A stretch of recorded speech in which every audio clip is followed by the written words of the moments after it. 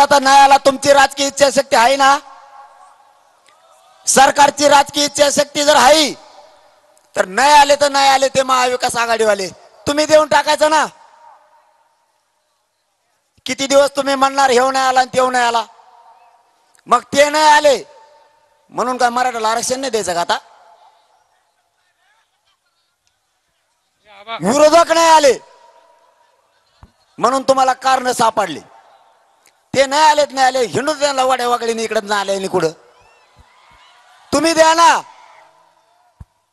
तुम्हाला द्यायचं नाही. मला तर असा डाऊट यायला लागलाय हे दोन्ही सारखेच आहेत, महाविकास आघाडीवाले बी महायुतीवाले बी हे ठरितेत वाटतं अंधारातून, तो आणल्यासारखं कर मी रडल्यासारखं करतो. तुम्ही यायचं नाही म्हणायचं, तुम्ही आले नाही आणि ते आले की यांनी नाही यायचं. माझं तर असं म्हणणं आहे सगळ्या मराठ्याला, आपण आपले नेते जर असले कोणी त्यांना फोन लावून सांगा रे ओबीसीतून आरक्षण मागा म्हणून, नाही तर गावातच येऊ नको म्हणा आमच्या दारात. का रे बाबा, तुम्ही सगळ्यांनी मिळून का रे आमचा जीव घ्यायचं ठरवलंय? 70 वर्षापासून आम्ही तुम्हाला मोठं करून ठेवलं, आमच्या मदतीला तुम्हाला कधी यायचं रे? कधी काळी आमच्या लेकराच्या डोळ्यातले अश्रू तुम्हाला नाही का पुसायचे? आम्ही काय मागितलं तुम्हाला? फक्त आमच्या हक्काचं आरक्षण. ओबीसीत आमचं 150 वर्षापासून आरक्षण आहे, फक्त तेवढं मागितलं आम्ही. का रे तुम्हाला दोघाला बी एकमेकावर ढकलायचंय? काय पाप केलंय माझ्या मराठ्याने? काय चूक केली मराठ्याने तुम्हाला मोठं करून? तुमचा बाप झाला की तुमचा आजा, तुमचा आजा झाला की तुमचा नातू आम्ही निवडून द्यायचा, ही चूक केली का आमच्या मराठ्यांनी? का आमच्या मराठ्यांच्या लेकराच्या बाजूने तुम्ही बोलत नाहीत? महाविकास आघाडी असो नाही तर महायुती असो, कधी काळी तरी जनतेकडे बघा. नुसतेच हे आले नाही ते आले नाही रडत बसायचं.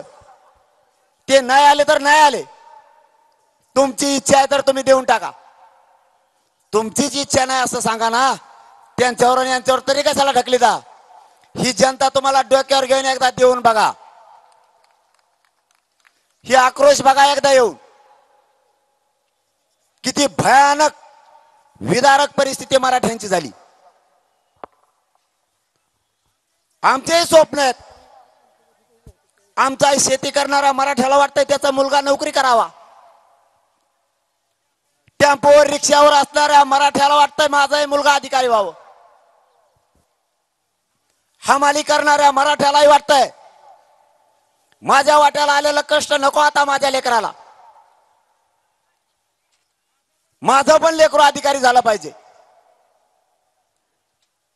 एसटी वरचा ट्रक वरचा ड्रायव्हरला वाटतंय माझंही लेकरू अधिकारी झालं पाहिजे. ऊस तोडणाऱ्या मराठ्याला, शेती करणाऱ्या मराठ्याला यांनाही वाटतं माझाही लेकरू किंवा माझी मुलगी अधिकारी झाली पाहिजे.